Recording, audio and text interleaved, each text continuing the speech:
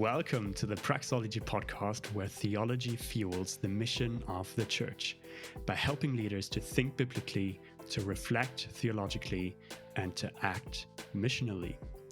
This season is about navigating faith formation with young people, which we often call discipleship. My name is Killian Spies, and today I'm here with Sean Michael Smith. Hello. Hey, Killian. If you had a second name, I would drop your second name as well, but it's great to be on. I don't have a second name. No, Yeah, I always wanted one. What do you, though? Because it just confuses a lot of people. This is the weird American thing. You have to have two names. Like, nobody goes by the middle, except technically I have a brother who does, but it just gets weirdly complicated. So just Sean is good, but yes. Michael is my official second name. I have a friend who has three first names, and he technically goes by the very first one, and even that an abbreviation of the very first one. So, yeah. How are you doing this week? Oh, I'm good. Low on energy at the moment, but coffee will kick in. Let's go. Cool. Today, we'll talk about the use of apologetics in and for discipleship of young people. I'm excited for this. And I did a little bit of research before we get into yes, let's go research. Before we get into a conversation, a discussion about how to use apologetics. I want to break down the term, and I've did some research on spirituality in Central and Eastern Europe. Let's dive in. Apologetics, a term which is often used to describe the defense of the faith. I like to see it more as any sort of lovingly clearing the way to the cross. Imagine you have a broom. And you just sweep all the dirt off the path towards the cross. You may have to remove an obstacle. Maybe there is a bench that you have to remove, or you have to lead some people around something. But basically clearing the way so that people can see the cross, removing an obstacle or a misperception of the gospel, so it's easier for people to see Jesus.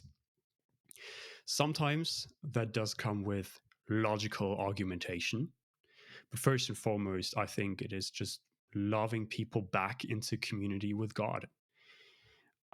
Is there anything you want to add to that, Sean? I know you taught a couple of sessions on apologetics. Yeah, I mean, technically it was an entire course, but by no means am I an expert on that. I come at the nature of apologetics, as it's traditionally called, which is not what you're asking for here, but a brief bit of history of why it's a weird term. Yeah, giving an apology, it is giving a defense. That's a basic definition, and I like your idea of lovingly clearing the way and getting people into community, because that gets at a concept in apologetics that we'll talk about this session, that it's not often talked about enough. And maybe you were influenced by having apologetics as well. I don't know. I'm near positive you were a student in one of those, in that course, one of the years. Apologetics, though, like, to give an apology, like you're not giving a I'm sorry, but this is true. That's just the nature of how it was done. And actually, in the first century, as it were, to give an apology, they were actually saying, "Hey, like we are on the margins of Roman society because, well, we don't believe that the Roman emperor is a god, like you do." And they were marginalized. Christians were marginalized in society, just like, well, any other religion that didn't bow down, literally worship the imperial cult, as it was called in Rome. And so part of giving a defense was actually coming alongside of other people's of faith in one sense as well. And the difference there is how does Christianity come across as different? Should you even relate to those? That's a whole other question we won't really get into, but that it seems to have been that way in the first century of giving an apology for, hey, the Christian faith belongs in the public society. And I think the better way to think about that for today is exactly what you were saying. Yeah, it's more like lovingly clearing the way. That involves our words and our actions. Yeah. Yes. So that's what we're talking about today. And as I've been thinking about what we can use apologetics in our postmodern, some say postmodern Central European society, somewhat. I came across this research done by the PEW Research Center, and they do all sorts of research. They ask people what their favorite food is, and they ask people what their biggest fear is, and they did a research across the 18 Central and Eastern European countries, and those findings are incredible. Across those 18 countries, the median share of people who say they believe in God is 86%. So 86% of the people in Central and Eastern Europe believe in a God or in a universal spirit. So they believe in something that is sort of guiding this universe or guiding our things that happen. But asking the follow-up question about the certainty of their faith, the median share of those who say they believe in God with absolute certainty drops to 40%.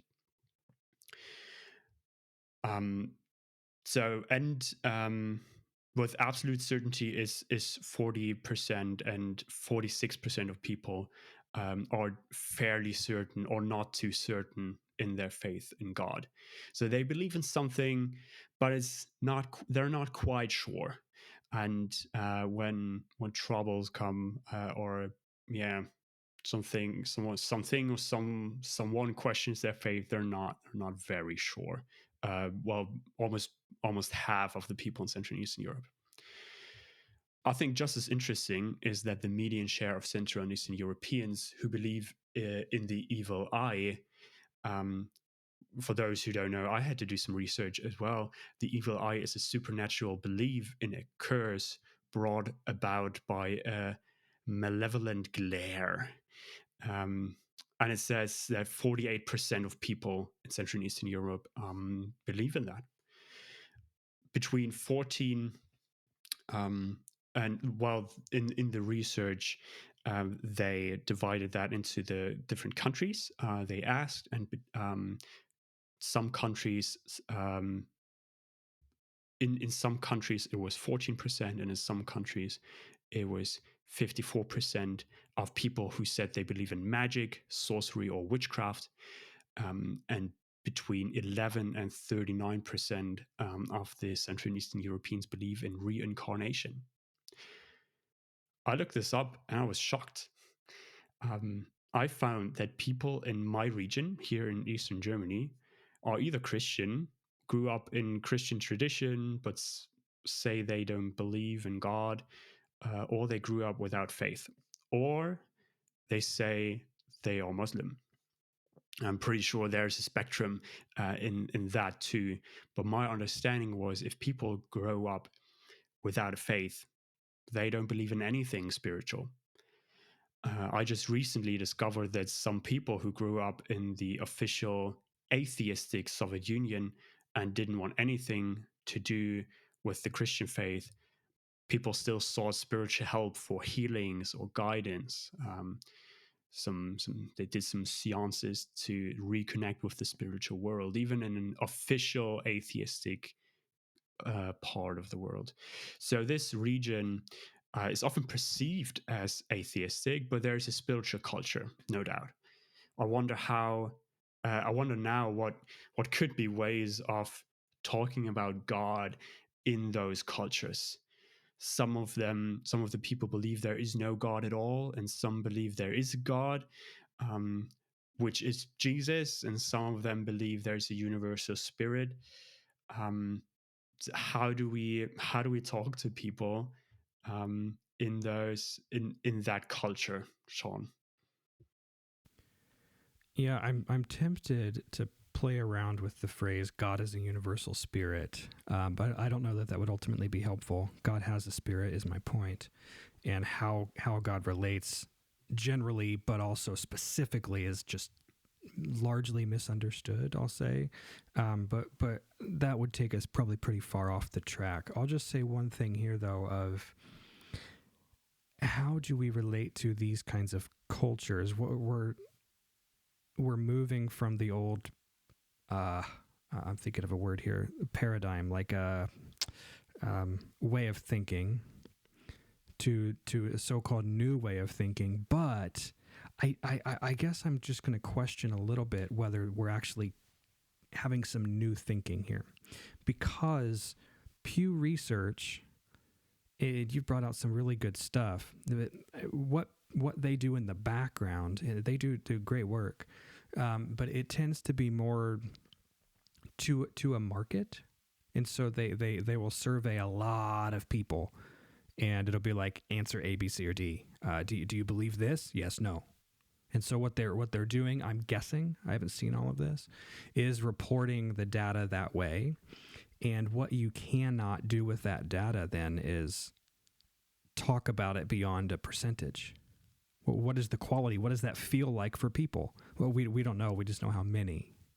So I want to introduce one thing here to help us look at that I think will help for as we're continuing forward. The official stats, as it were. I'm not saying these are wrong, by the way. They do good work. These are official stats, but what they cannot talk about is the functional nature of what is going on. And I think if we talk about the functional nature, that idea of 14 to 54% magic, belief in magic, I think it's probably quite a bit higher than what those stats would say. Most people probably report that, whatever, I don't believe that in the ultimate sense. But we have every December, what is he called in German? Krampus, I think. Sorry for the pronunciation. But also Chert, like the person who dresses up like the devil, essentially, this weird two-horned mask that really creepy, and there's parades all around the streets, usually accompanied by an angel as well, here in Czech. And it's quite a crazy thing. And nobody ultimately believes in that, but it's part of the cultural imagination. And so people say, "Oh, I don't believe in God," but they certainly do believe in a spirituality. They certainly learned that if I do this, then I might go to heaven. If I don't do that, I might not go to heaven, which is not correct thinking either. But that, I think, will help as we're setting the stage here to talk about the idea of apologetics and discipleship and how that actually works. How do we communicate well with people in societies where it's a mixed bag? Like, people believe in a bunch of different kinds of things. But I think what we're trying to say is that given the functional nature of this data, a lot of people have a strong spiritual starting point, even if they don't, on the surface, say that themselves. For sure, yeah.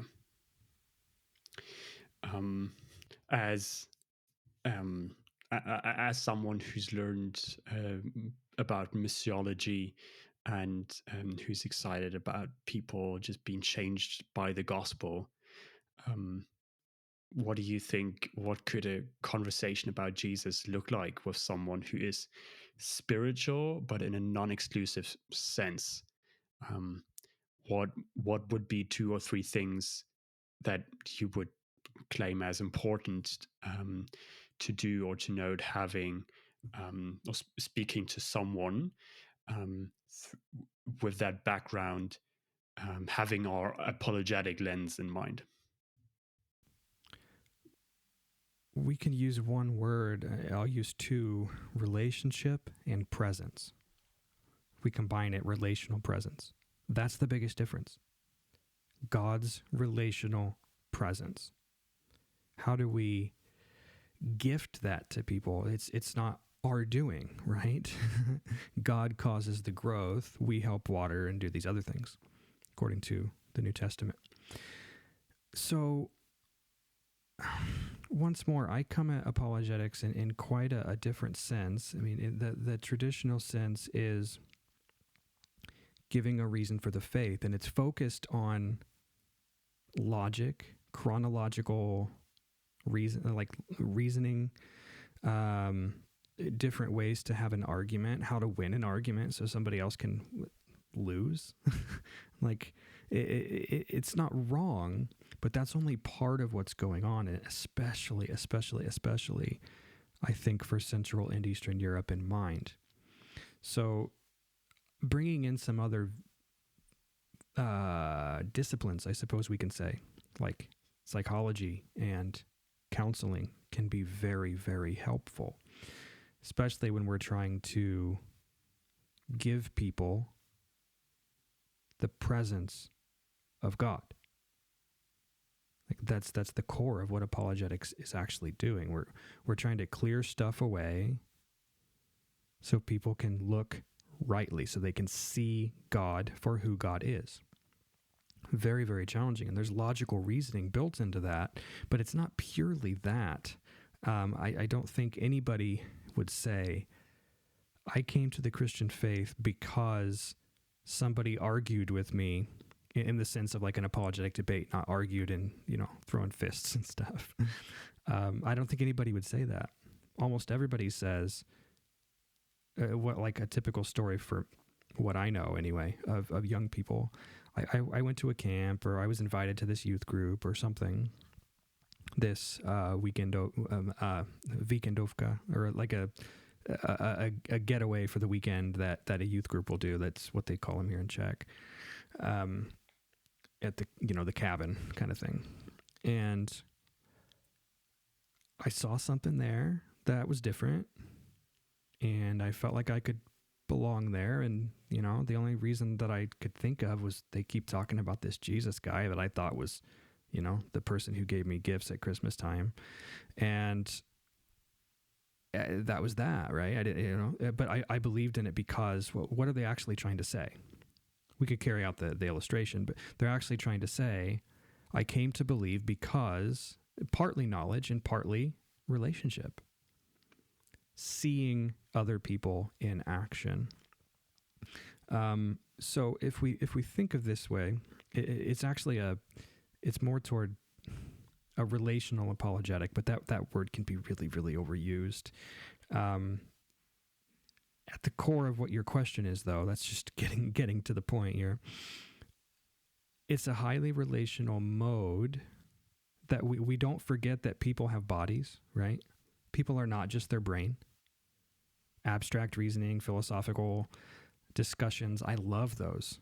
But they're connected to real people who have real bodies, and they sleep just like you do. So with that in mind, active listening. If we want to mediate the presence of God, that's probably not the best word, actually. If we want to be a sort of a channel of God's Spirit working through us and other people seeing, not us, but the Spirit of God pointing to Jesus, then we need to listen very, very well. And if we apply that active listening, which is a counseling skill, to an apologetic situation in Central and Eastern Europe, to combine the first two questions, then we have a starting point of active listening and asking good questions about the spirituality that people have, because we should probably assume they have it. I don't believe in God. Okay, so who do you turn to when you need help? And that's not a threatening question, but asking questions will help people to see, oh, actually, yeah, I do believe in something. It does play out somehow. So two very clear things there, but they're basic skills. But they're so basic that they're very, very hard to do unless we focus on it. So we have to remember to listen more than we speak. And when we speak, I think one of the first things we do is actually affirm an openness to the spiritual realm. People have an interest in angelic beings, especially around December. And even other times of the year, these weird forms of spirituality that will come up. I'm thinking of an example of what I've heard about in Slovenia of people who believe in fairies, but we may not call them fairies. Like they have them as pets and they think they're harmless, but actually perhaps not so much. But that's a really specific example. I don't know a ton about. That's just what I've heard. But we want to affirm an openness to the spiritual realm. That's the starting point, and that's what the first Christians did as well. Like we all believe in something. Let's talk about that. That's a good starting point. And then the second is to ask lots of good questions. And I mean, I can give you a quick and a long version, but you tell me if you think that's helpful or not to illustrate what I'm actually like, how this would get put into practice. I think the quick version would be sufficient. Yeah. So the quick version, what I mean there is a one-off experience. You're not in relationship with somebody in a long period of time. That changes how we use apologetics, I think. It allows us to be more relational, and it becomes a bit slower. We're still using words, by the way, not just trying to love people to Jesus. That won't work unless we tell them why we're doing that. Quick version: I was in Malta over the summer on vacation, and just a couple of things about Malta. Paul was shipwrecked there. So I have very strong curiosity about where on the island and so forth. So I'm on one of the beaches, and but you didn't get shipwrecked there, right? Oh no, we took a plane. Okay, modern times. Didn't immerse yourself in the biblical story. I read it many times while I was there. We read it to our children. We part of the reason we went to Malta was because of this. And one really bizarre thing is actually this is an apologetics point to the quick point, which is becoming a long version. So I apologize for that. But there's no actual historical record of a poisonous snake being on Malta. Paul was bit by a poisonous snake, and the people are like, well, he's dead. He didn't die. Then they converted. There's no historical record that part of the Bible is actually true. But it's really bizarre that the people would all have this collective knowledge, right? That Paul was bit by something. It seemed like it was a viper is what it was called. It's translated anyway. But that didn't exist on the island. There's no historical record. That's really kind of weird. And so I say that actually to say we can talk about some of those weird things in the Bible. Like, yeah, we have questions about that part too, but here's why that matters, just not as much as you might think it does. Because these people were all waiting for Paul to die, which means he was bit by something, whatever that was reported as being called. There's a weird thing happening there, but we still can get the point. So we don't need to be afraid of some of the weird stuff as we're going along. And in my story continuing on, I was standing on the beach. I wish I was there. It was a wonderful evening. We spent the whole day there and went back in the evening. And find this group of guys talking, and come to find out they're both from Germany. Like, well, that's weird. What are you doing here? Like, well, we moved here during COVID because why not live on the beach instead of being locked up in our house, in wherever Germany. And I realized during that conversation, I can ask this man a lot of questions. He lived here for a few years. I said, so the Bible tells us that Paul was shipwrecked here. And I go, oh, yeah. And we were talking about the story, and he had a lot of misconceptions of it. Come to find out his uncle or something used to be a reporter in the Vatican and has written some books and things like this. But he was just very into the New Age mystical, spiritual stuff. It's like, oh yeah, this island right over here, there's this energy, like it's a great energy, and you would love that because you're a theologian, you like that kind of stuff. And so I was asking him lots of questions about Paul, while also, what was I listening for? Not particularly his uneducated response on anything, but I was curious about what he's heard from locals about Malta, you know. What I was listening for was, how is he responding to me? And I was looking at his heart, and I found out that his heart is very, very open and interested in the spiritual stuff, but not very open to the Jesus thing, right? We did come there indirectly. I got his WhatsApp, and I did send him a message. I never heard back from him. So I was able to quickly get to the gospel, probably like very quickly, talking about the uniqueness of Jesus in the midst of all this spirituality. But I was affirming him as much as I possibly could. Yeah, we are spiritual beings. Trying to affirm that, seeing what's deeper in his heart of why he cares so much. And then from there, trying to figure out how to communicate the gospel to that, because that deeper need is what God might use. The Spirit might enter there at some point, who knows, into the future, and maybe this man will come to faith. Hopefully somebody else will share the gospel with him, because I'll probably never see him again. Let's pray for this random German guy on Malta. Nice. But you said apologetics, especially in when people are already a bit spiritual, but not really focused on Jesus. So it has to be highly relational. It's about the people and not winning the argument. Like I had conversations where people told me, or when I ran out of arguments, but I still tried to love the people, and that's what they found the most interesting, because there are not a lot of people who stay calm and like start trying to stay affirmative when others have better arguments than they. So yeah, it's often more relational than logical.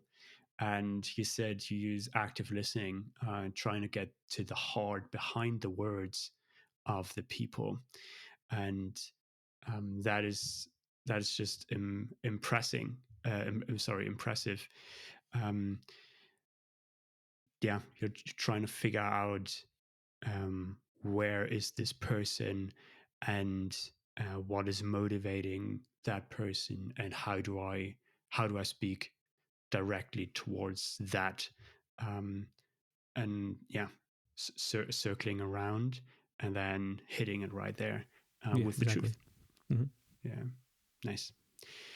So yeah, moving forward, how can now faith in Jesus be something that replaces New Age spiritualism, for example, instead of being an add-on, something extra, like another god at your disposal?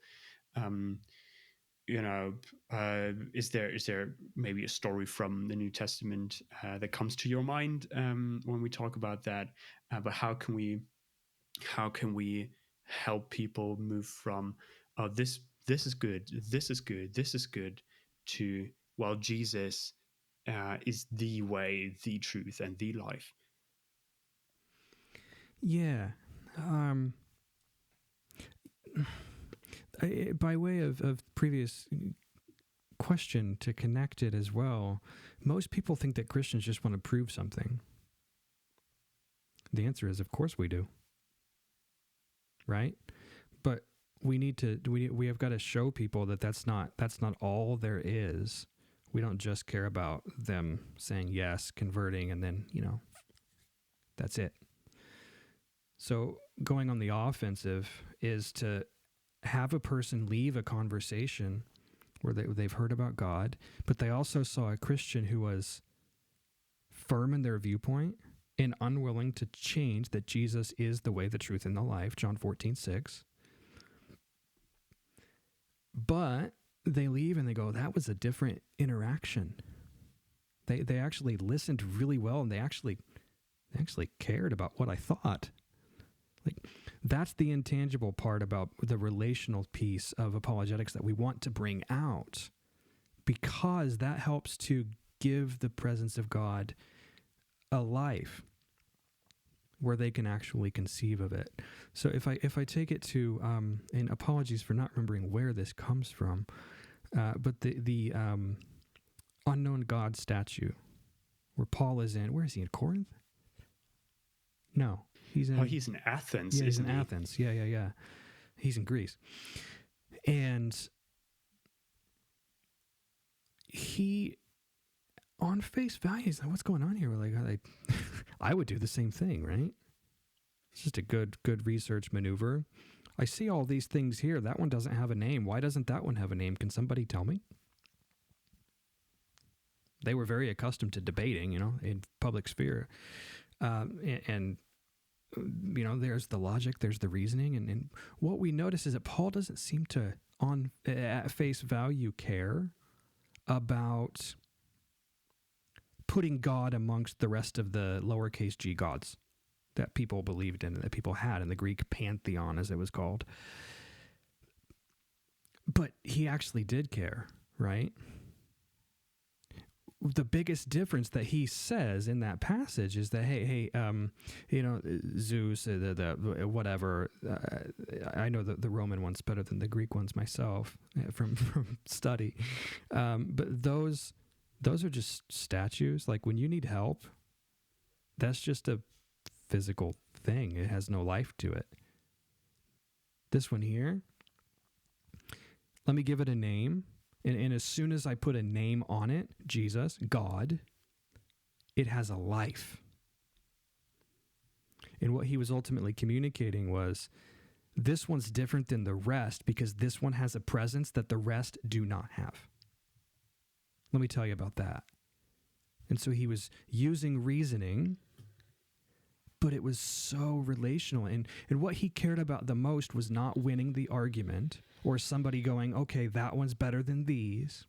What he cared about was what's going to communicate and allow God's presence to come into the lives of these people. It's really his presence internal to us, right? That allows us to see his perspective. Our words can be used by God to open somebody's heart, but really that's the Spirit of God coming in, and a person says, oh, that's curious. So that's what Paul's trying to communicate. God doesn't just help us. You might think these other gods, you might pray to those other gods, and it would seem like they actually are helping you. Well, if they are, that would be demons. Paul I don't think he get quite that specific, but this was what he was getting at, right? His point with this unknown one that he labels as God is that you pray to this one, he doesn't just help you, he really helps you because he gives you himself. We actually have him inside of us. He's testifying to this, right? His own testimony, I'm sure, came in at some point in the conversation. It sounds a little weird, but I mean, basically what we're talking about is the fruit of the Spirit. Those other gods can't do that. They can't give us this ability to choose that which is loving, etc. So, basically what's he saying? Like, we're all sinners. We often mess things up. And I think he recognizes that even, you follow God, that this is going to happen. But as that's happening, you're not facing that problem alone because God is alongside of you. And Christianity is the only religion that can talk about how God solved the problem for us. And then he actually helps us get to him without us clawing our way up to the top of the mountain. If we, I have a quick thought experiment, but yeah, I've been talking, so go ahead. Yeah, and it's not just, it's not just a problem. Like, oh, I had strength to finish my homework, or I was able to focus, or my knee healed faster than usual. But it's the ultimate problem of sin and separation between the universal spirit, which is God, and humans. Um, so not just a random everyday problem, but the ultimate problem, and he solved that. And yeah, you were when, as you said, we don't have to crawl back and please him when he's pleased with us, and we just have to accept that. And that's a massive difference. Go ahead with your thought experiment. Yeah, well, I my hope in this is that it will apply what we're talking about directly for Central and Eastern European context in that bigger spiritual realm that we've been talking about, of which the use of crystals is very, very high.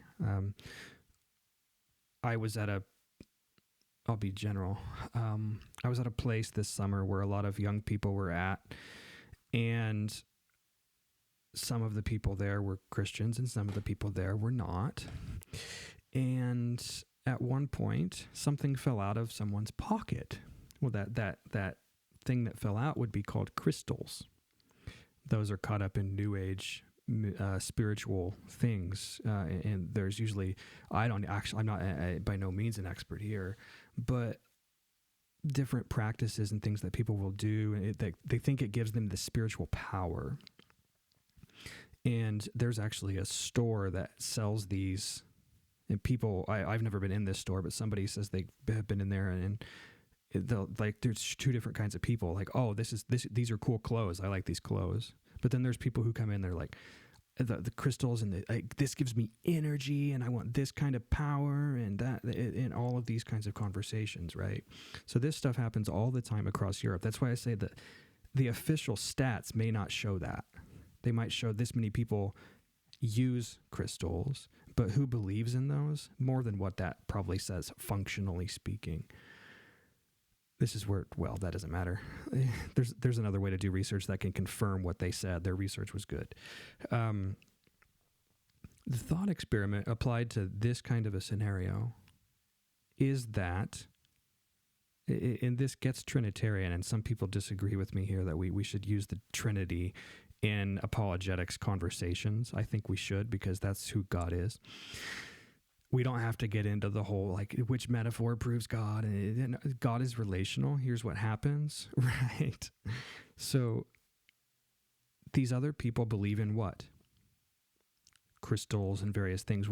Where's that coming from? It's coming through that, but they have this attachment that this thing's connecting me to this spiritual realm. And so a lot of these kinds of people will also believe in spirits, probably good and bad ones. I think we see that all over Central and Eastern Europe. Communism may have wiped out official religion, but what do you turn to? Well, there's a strong belief in a lot of cultures of good and bad spirits. And so if we were to talk about God as, again, the presence part coming in, the spirit of spirits. The Holy Spirit is the spirit of all the spirits, because it's the Spirit of Christ.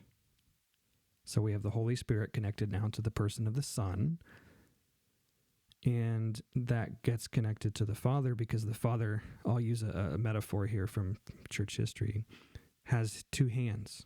His two hands go into the world, and he shows his presence through these two hands, through the Son and through the Spirit. They complement each other, so much so that they're always pointing to the other one. The Spirit's always pointing us to Christ.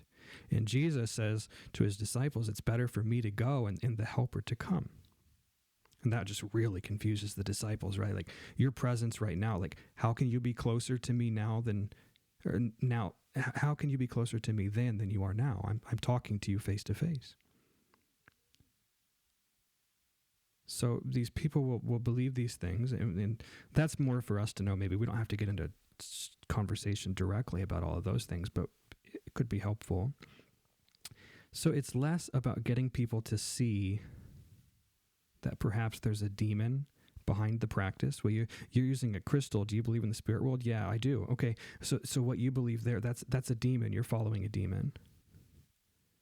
Being that direct could be helpful, but affirming also, just at least affirming so that they're not like, well, you're just trying to prove something here. Like, yes, we are. But what we want them to see is that there's a better way. We don't want to just turn them off and say, well, you're an idiot. What you're doing is wrong. Follow that way. Well, nobody wants to receive that very well. So I think maybe it's less about getting people to see the demon or God behind a specific practice and more about helping them to understand and grasp what the results are of, like, okay, so you use crystals. How does that work for you? Is it ultimately satisfactory? And you ask some questions there. Again, you're just being curious. You're just asking. You're learning, because we don't use these things we don't know. And then along the way, we can still say God is the greater, indeed the greatest spirit, because he somehow is able to live inside of us. And these other things, they can impact us, but they can't live inside of us in a permanent sense that God says we're sealed with in Ephesians chapter 1. So just a random, maybe not so random, but a theological thought experiment to talk about God the Spirit as the greatest of any other spirit that people could conceive of, because God's relational presence. Nice. And you've already hinted at the last point I wanted to get to, how to incorporate the singularity and also the Trinity of the Christian God in that. Damn, you seem like you look like you want to add something to that.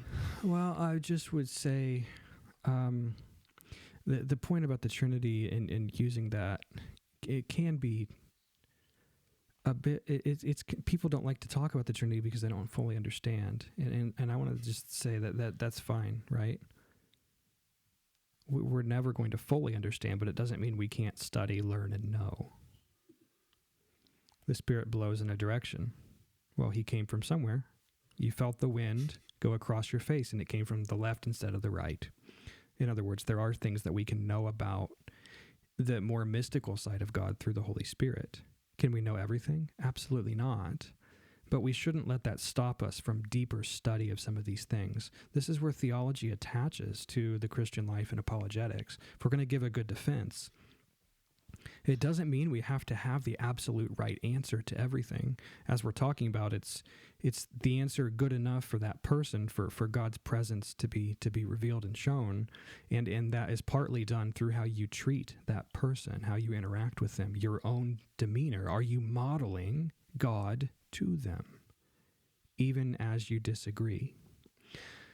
So if somebody were to say, I don't believe in God because the Christian God, because the Trinity is just, it's mind-blowingly, it just could never work. Like, that doesn't make any sense. One of the things that somebody could say to that is that every religion has internal logic, which can be confusing.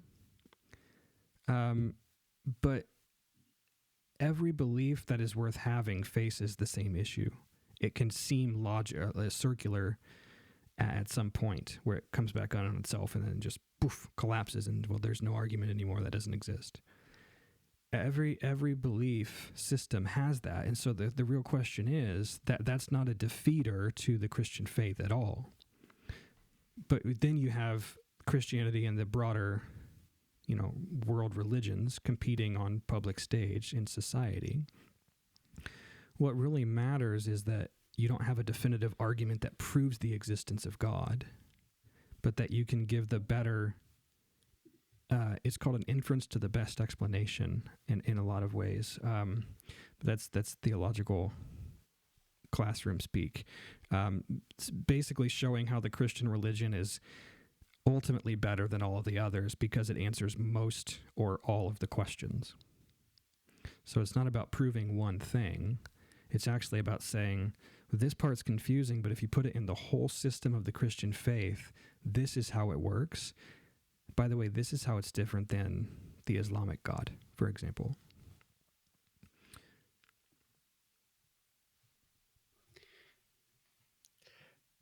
Mic drop.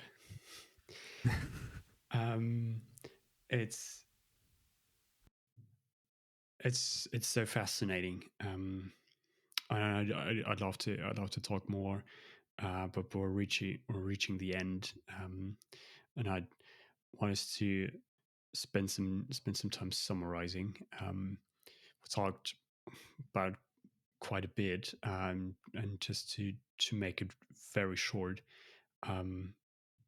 apologetic is highly relational, and we use active listening skills to get to the heart of people, because it's about the people, and it's about loving them back into the kingdom of God, into the kingdom of light. And that happens with a sense of curiosity. That's a hard English word. Curiosity. Oh my gosh, I got there. No, you got it. It's perfect. Yes. So even when, as you said, in your thought experiment, things happen. You don't like approach it in an unloving, that's just so wrong way, but in a, tell me more about this, and then you can actually have a conversation with that person, and argue and show why God is greater, and is actually has the ability to save us and to change us for the good. What I like about this is that you don't have to convince people that there is a spiritual world. They're already open, and stats show that Gen Z is more open to spiritual things than other generations. So yeah, let's use this to speak the life of Jesus into that. And yeah, go ahead. I would summarize just and say absolutely yes to what you're saying, but just to remember that God will defend himself. It's not just my word of defense that will cause somebody to believe in God. And because Jesus is the only way, and that's what we preach, we continue to use these words, but we also remember that God defends his honor. And so because of that, in that relational discipleship, like apologetic kind of conversation, because God defends himself, that gives us the ability to show people the character of God through our actions, through our tone, through what we say, so that they can get a picture of who he is. Yeah. The pressure's off in so many ways. Like, we're being faithful. We can ask good questions. Everything revolves around just be curious, ask really good questions, and find a common ground starting point. And I think we already have one, because everybody is spiritual. You just got to talk long enough. I like that. Awesome. Well, thanks, Sean. Always a pleasure to talk theology with you, and in general as well. We have many other topics we can't touch on this podcast. Football and metal music. But dear Ooh. listeners, and that would be a completely different podcast. Dear listeners, we want to bless you with the curiosity for the people around you, that you may be able to see them in the way that Jesus sees them, with loving eyes and a heart to love them back into relationship with God, and that you'll be driven by the best of all spirits, the greatest of all spirits, in love and peace and gentleness. Yeah. See you next time. See you next time. Bye.